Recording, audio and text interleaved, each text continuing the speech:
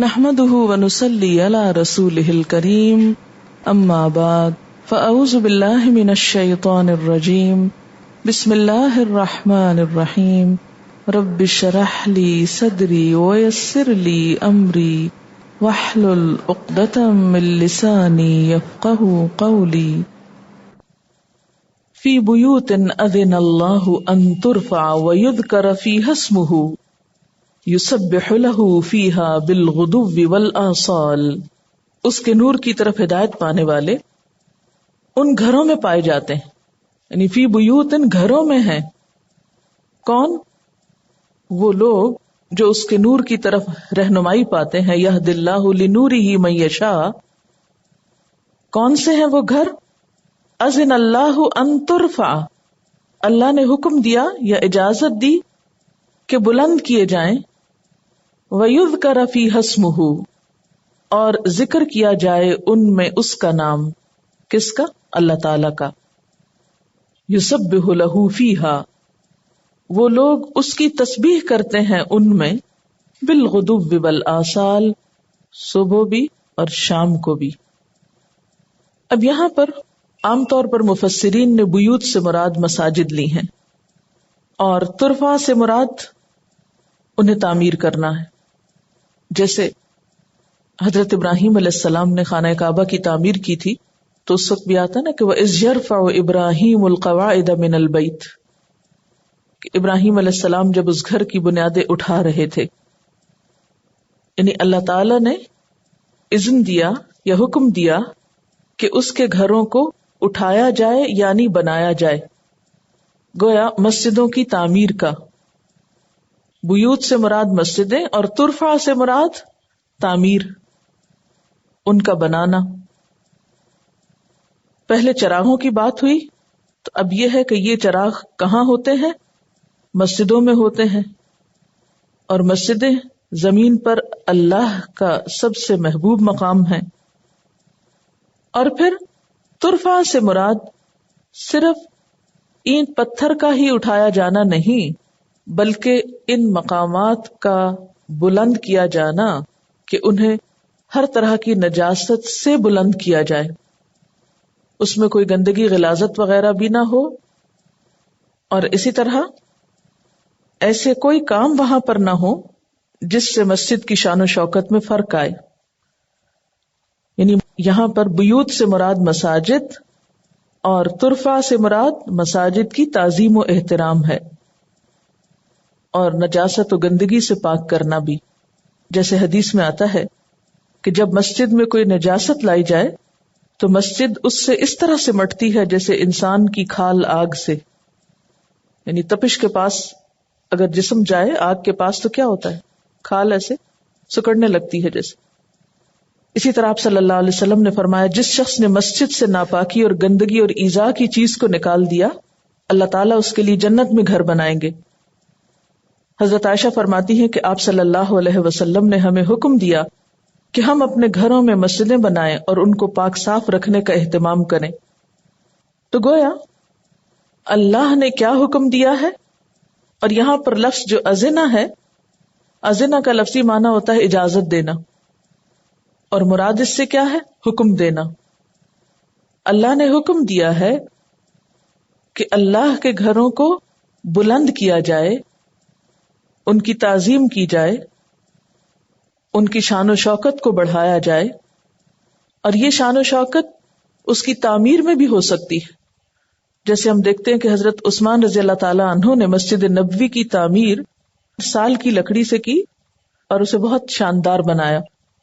حضرت عمر بن عبدالعزیز نے مسجد نبوی میں نقش و نگار اور تعمیری خوبصورتی کا اہتمام کیا، اور ان کے اس عمل پر کسی صحابی نے اعتراض نہیں کیا. ولید بن عبد الملک نے اپنے زمانے خلافت میں دمشق کی جامع مسجد کی تعمیر و تزئین پر پورے ملک شام کی سالانہ آمدنی سے 3 گنا زیادہ مال خرچ کیا، صرف مسجد کی تعمیر میں اور اس کی آرائش میں. اور یہ مسجد آج تک قائم ہے. مجھے ذاتی طور پر بھی اسے وزٹ کرنے کا اتفاق ہوا ہے. بہت ہی زبردست مسجد ہے جو اتنے 100 سال گزرنے پر بھی ابھی تک اس کی شان و شوکت قائم ہے. تو پھر ترفع میں 3 چیزیں آ گئی. نمبر 1 تعمیر، نمبر 2 اس کی صفائی اور تعظیم، اور نمبر 3 اس کی شان و شوکت. یعنی اللہ نے مسجدوں کی شان و شوکت میں اضافے کی اجازت دی ہے، اور صرف شان و شوکت ہی نہ ہو بلکہ کیا ہو، وَيُذْكَرَ فِيهَا اسْمُهُ، اس میں اس کا نام لیا جائے۔ ایسے نہ ہو کہ مسجد تو بنا دی، شب بھر میں ایمان کی حرارت والوں نے، من اپنا پرانا پاپی ہے برسوں میں نمازی بن نہ سکا۔ یعنی یہ نہیں کہ صرف ایک ہی رات میں مسجد تعمیر کر لی جائے اور بڑی سے بڑی عمارت بنا لی جائے اور یہیں پر ہمارا دین بس ہو جائے، بلکہ مسجدیں کس لیے بنائی جائیں کہ اس میں اللہ کا نام بلند کیا جائے، اللہ کا ذکر کیا جائے۔ یسبح لہ فیہا، اللہ کی تسبیح کرتے ہیں اس میں۔ کون؟ وہ لوگ جن کے اندر اللہ نے ایمان کی حرارت رکھی ہے یا جن کے اندر ایمان کی روشنی ہے۔ کب کرتے ہیں؟ بالغدو والآصال، صبح بھی اور شام کو بھی۔ اس سے مراد نمازیں بھی ہیں اور صبح شام کے مسنون اذکار بھی۔ غدو طلوع آفتاب سے لے کر سورج کے بلند ہونے تک کا وقت، اسے چاشت کا وقت ہوتا ہے، اور آصال، اصیل کی جمع اصل ہے اور اصل کی جمع آصال ہے، دن کا پچھلا حصہ، عصر کے بعد کا وقت، مراد ہے شام۔ اس سے پتہ چلتا ہے نا کہ صبح شام کی دعائیں کب پڑھی جا سکتی ہیں؟ سورج نکلنے سے پہلے بھی اور بعد میں بھی، اور اسی طرح سورج غروب ہونے سے پہلے، عصر سے مغرب کے دوران۔ یعنی جن اہل ایمان کے دل ایمان اور ہدایت کے نور سے روشن ہوتے ہیں، وہ صبح و شام مسجدوں میں اللہ کی رضا کے لیے نماز پڑھتے ہیں، عبادت کرتے ہیں، تسبیح کرتے ہیں، اس کا ذکر کرتے ہیں۔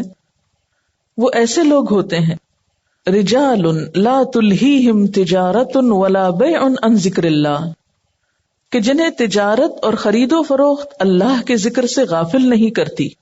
تلہیہم کا لفظ جو ہے یہ لہو سے ہے، لام ہے واو۔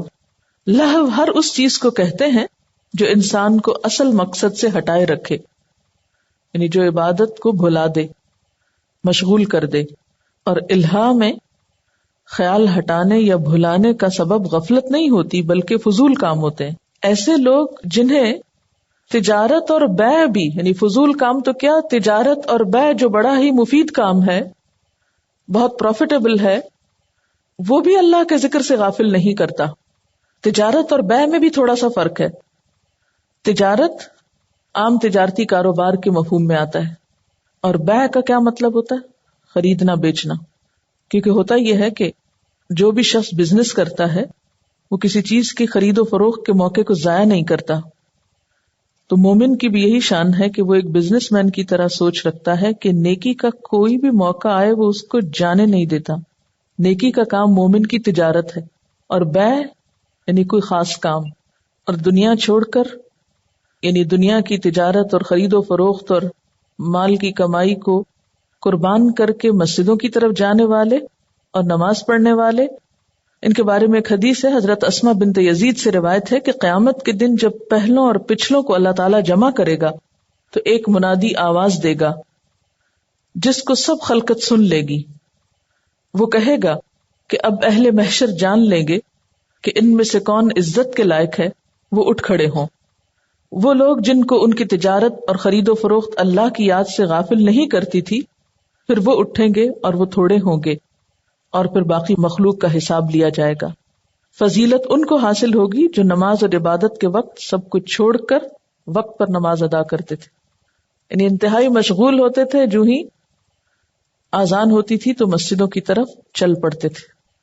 امیجن کریں، رجال، مارکیٹس مردوں سے بھری ہوئی، رجال لا تلہیہم تجارت ولا بیع عن ذکر اللہ، خرید و فروخت کرتے، دکانوں پہ بیٹھے ہاتھ پہ ہاتھ رکھ کے نہیں بیٹھے ہوتے، اللہ کا ذکر کرتے رہتے، اور اذان سن کر سنی انسنی نہیں کر دیتے، بلکہ مسجد فوراً پہنچتے ہیں، اور دن میں کئی دفعہ کام کاج چھوڑ کر اللہ کے ذکر کی طرف راغب ہو جانا دراصل انسان کو بہت سی برائیوں سے بچا لیتا ہے۔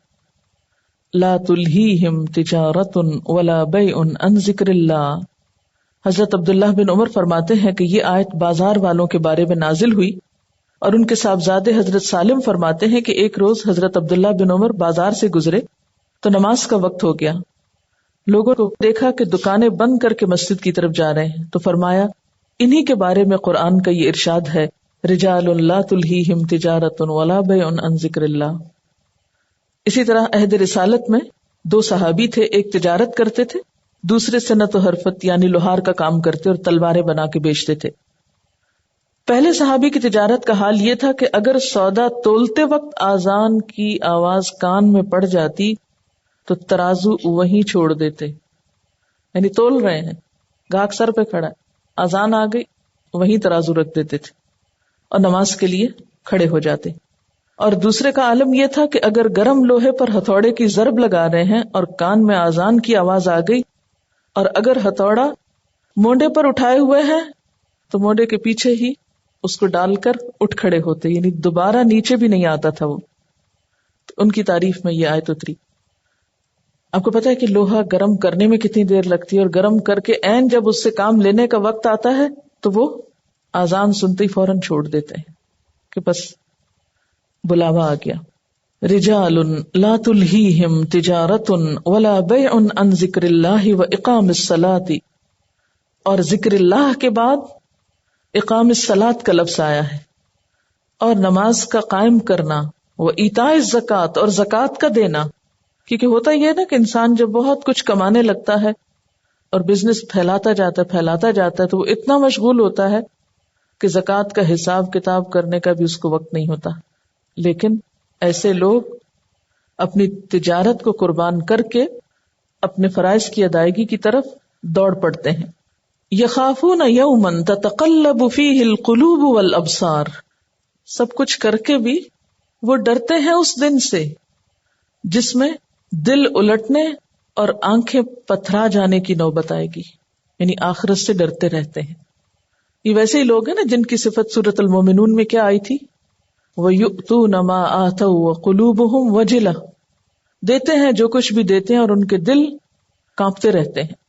یہ ہے حقیقی معنوں میں اس مومن کی مثال جس کے اندر کا نور تڑپتا ہے اور حقیقت میں چمکتا ہے اور دوسروں کو چمکاتا ہے. اس لیے اگر نماز ہی درست نہیں تو باقی سب کام بیکار ہیں، اور اگر نمازوں کی پابندی نہیں، اس میں خشوع نہیں تو کامیابی بھی نہیں. قد افلح المؤمنون الذین هم فی صلاتهم خاشعون. اور قیامت کے دن دلوں کا الٹ پلٹ ہونا اور آنکھوں کا پتھرایا جانا ابتدا میں اس دن کے ہول کی وجہ سے سب کے ساتھ ایسا ہی معاملہ ہوگا. بعد میں پھر مومن جو ہیں وہ پرسکون ہو جائیں گے. بالکل ایسے نا کہ جیسے کوئی بھی ہنگامہ ہو تو خواہ کوئی ایمان والا ہو، نیک ہو، بد ہو، ایک دم سب کے اوپر ایک خوف کی کیفیت طاری ہو جاتی ہے. جیسے موسیٰ علیہ السلام نے ساری وہ لاٹھیاں اور رسیاں بھاگتی دوڑتی دیکھی تو وقتی طور پر ان پر ایک ایسی کیفیت آئی، لیکن بعد میں پرسکون ہو گئے. یہ تو تھی ایک تفسیر کہ بیوت سے مراد مساجد، اور پھر ان کا بنایا جانا، ان کو شان و شوکت دینا، ان میں اللہ کا نام لینا، اس میں اس کی تسبیح کرنا، اللہ کا ذکر کرنا، تجارت اور دنیا کے کام کاج چھوڑ کر وہاں آ پہنچنا، نماز قائم کرنا، اللہ کی راہ میں اپنا مال دینا، اور یہ سارے کام کر کے بھی عاجزی اختیار کرنا اور آخرت کی تکلیفوں سے ڈرتے رہنا. اب بیوت سے ایک اور معنی بھی لیا گیا ہے. بیوت جو ہے بیت کی جمع ہے، اور یہاں پر نکرہ استعمال ہوا ہے، یعنی خاص گھر نہیں، کوئی بھی گھر.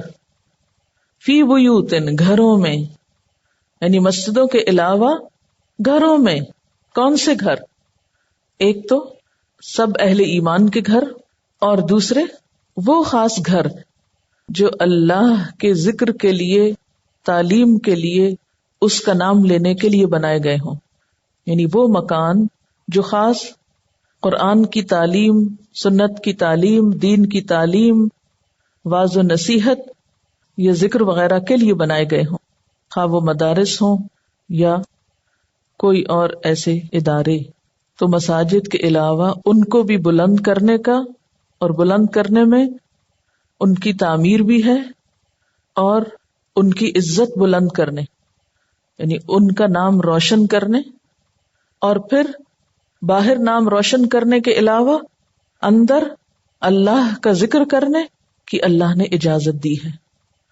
اس سے آیت کا مفہوم زیادہ وسیع ہو گیا، کیونکہ اگر اللہ کا ذکر صرف مسجد کی حد تک ہی ہوتا تو پھر یہ کانسیپٹ کیسا ہوتا ہے جیسے کرسچینٹی کا ہے کہ چرچ کے اندر تو اللہ کا نام لو اور باہر نکل کے مارکیٹ میں بھول جاؤ، یا کسی اور جگہ اللہ اللہ کرنے کی ضرورت نہیں.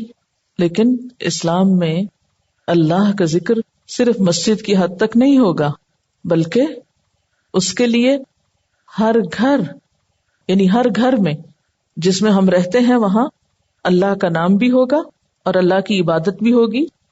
اور اسی طرح مساجد کے علاوہ خاص مکانات بھی دین کی تعلیم اور تبلیغ کے لیے بنائے جا سکتے ہیں.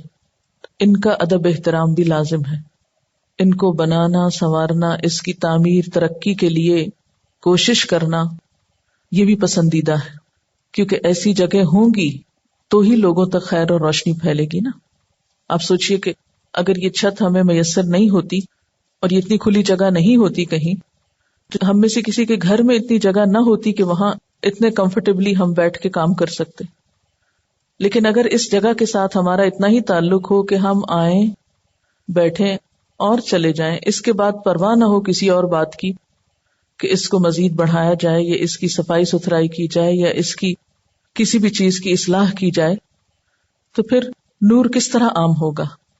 اور اگر ہر چیز کو صرف ہم ہی استعمال کر کے خراب کر کے چلے جائیں، مثلا بینچز کو توڑ کے چلے جائیں، کارپیٹ کے اوپر سیاہیاں پھینک کے چلے جائیں، گندگی پھیلا کے چلے جائیں، تو اگلی آنے والی نسلوں کے لیے کیا ہوگا؟ اور پھر یہ ہے کہ ایسی جگہوں پر اللہ ہی کا نام بلند ہونا چاہیے، اللہ ہی کی بڑائی ہونی چاہیے، اللہ ہی کی تسبیح ہونی چاہیے. پھر دنیاوی مقاصد اور دنیاوی اغراض اور دنیاوی چیزیں لے کر ایسی جگہوں کو خراب نہیں کرنا چاہیے، کیونکہ بعض اوقات ایسی جگہ دنیاوی پالیٹکس کے گڑھ بن جاتے ہیں یا مخصوص مقاصد کے تحت کام کیے جاتے ہیں. ان میں دین کی بلندی پیچھے رہ جاتی ہے، کسی خاص نام یا گروہ یا فرقے کی بلندی کی جانے لگتی ہے. تو اس میں اللہ کا نام اور اللہ کا ذکر ہی بلند ہونا چاہیے. اچھا، اگرچہ یہاں پر لفظ رجال آیا ہے لیکن خواتین بھی اس میں شامل ہے.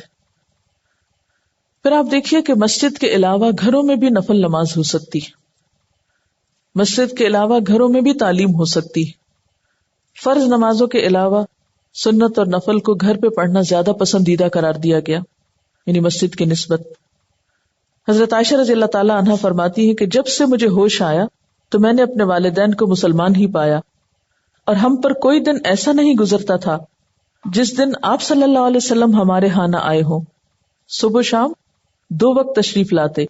پھر ابو بکر کے جی میں آیا تو انہوں نے اپنے صحن میں ایک مسجد بنائی، وہاں وہ نماز ادا کرتے اور قرآن پڑھتے.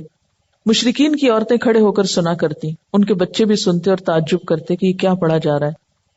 حضرت ابو بکر کو دیکھتے رہتے، اور ابو بکر ایک رونے والے آدمی تھے تو اپنی آنکھوں سے آنسو روک نہ سکتے تھے.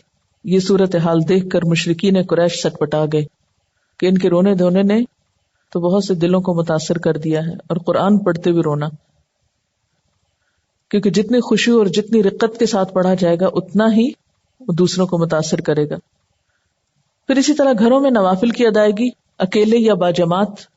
محمود بن ربیع الانصاری کہتے ہیں کہ اتبان بن مالک، یہ بخاری کی حدیث ہے جو میں آپ کو سنانے لگی ہوں، کہ اتبان بن مالک آپ کے اصحاب میں سے تھے، بدر کی جنگ میں شریک تھے.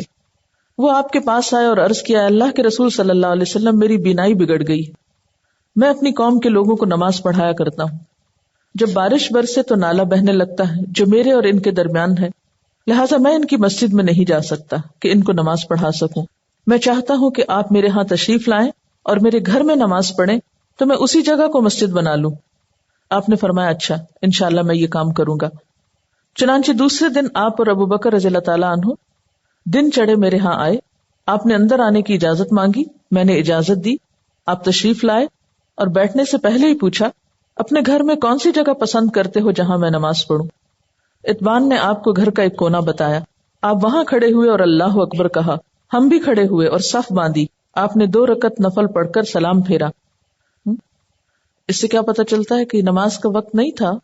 نفل نماز میں صحابہ نے حضور صلی اللہ علیہ وسلم کے ساتھ جماعت کی. تو کبھی کبھار ایسا کرنے کی بھی اجازت یا جواز یہاں سے نکلتا ہے. پھر ہم نے حلیم تیار کر کے آپ کو روک لیا.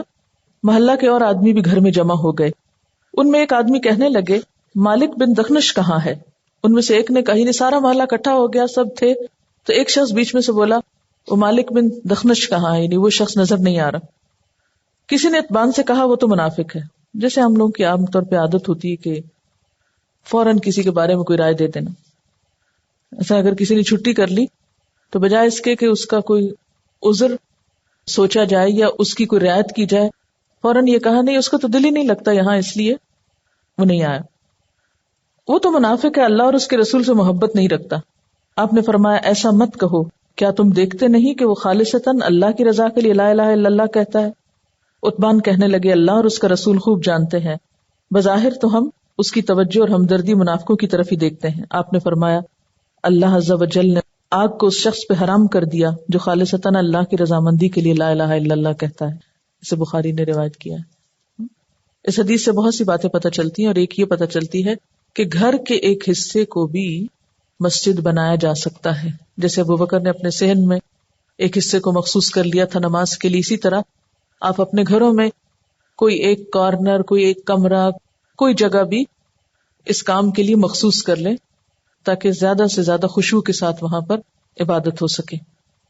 لِيَجْزِيَهُمُ اللَّهُ أَحْسَنَ مَا عَمِلُوا، احسن عمل کیا ہے جو ان لوگوں کے ہیں کہ تجارت بھی کرتے ہیں، کام بھی کرتے ہیں، لیکن اللہ کا حق نہیں بھولتے، عبادت کے وقت کام چھوڑ دیتے ہیں، کام کو عبادت پہ فوقیت نہیں دیتے بلکہ عبادت کو کام پہ فوقیت دیتے ہیں۔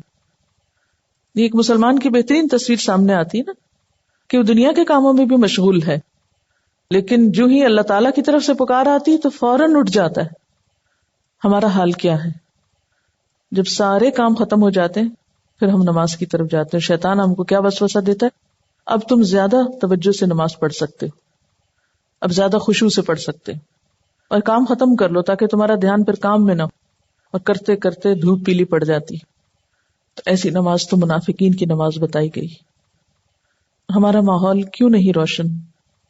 اس وجہ سے کہ ایسے نمونے نظر نہیں آتے۔ لِيَجْزِيَهُمُ اللَّهُ أَحْسَنَ مَا عَمِلُوا، تاکہ جزا دے ان کو اللہ ان کے اچھے کاموں کی۔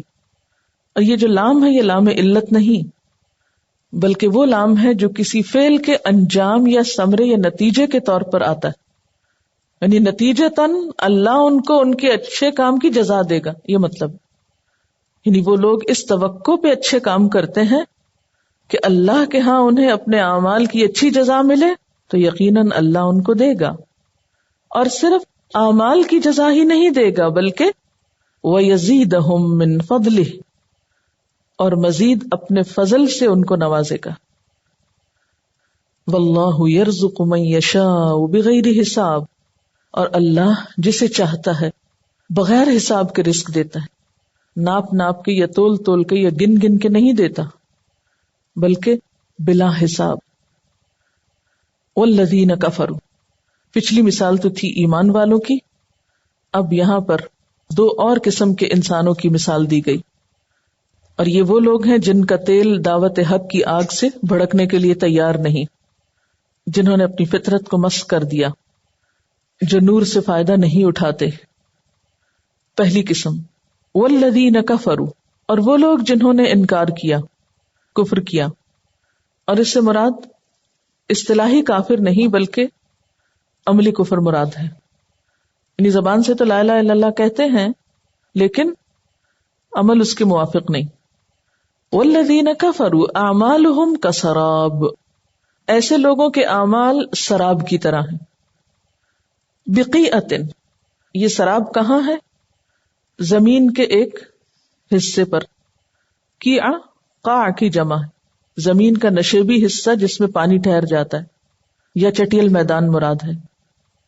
ایسا سراب جو چٹیل میدان میں ہے، یحسبہ الظمآن ماء، پیاسا اس کو پانی سمجھتا ہے، حتی اذا جاءہ لم یجدہ شیئا، یہاں تک کہ جب وہ اس سراب کے پاس آتا ہے تو اس پہ کچھ بھی نہیں پاتا، کوئی پانی وانی وہاں نہیں ہوتا۔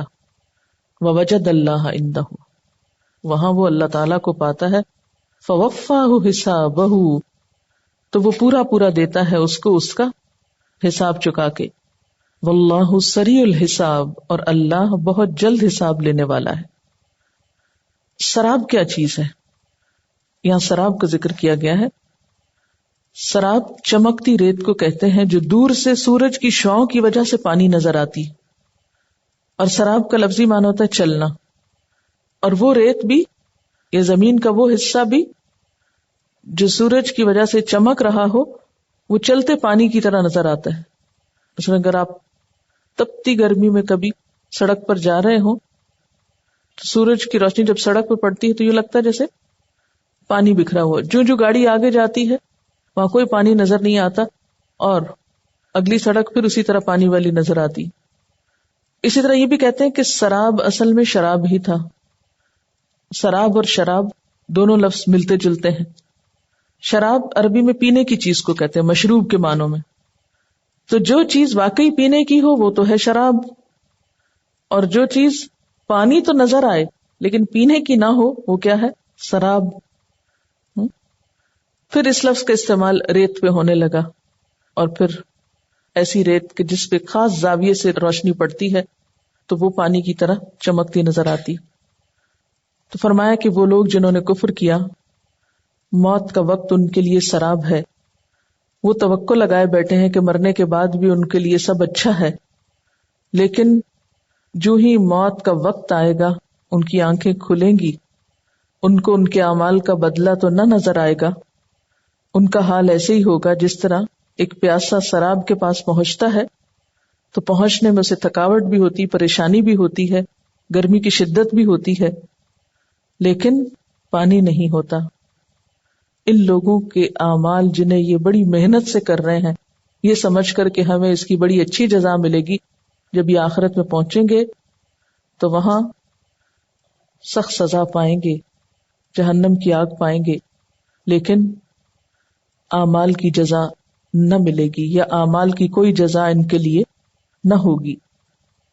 تو بنیادی طور پر یہاں پر منافقین کی مثال ہے کہ جو بظاہر نیکی کا یا تقوی کا ڈھونگ رچاتے ہیں لیکن حقیقی معنوں میں وہ مومن نہیں ہوتے، خوشگمانیوں میں مبتلا رہتے ہیں۔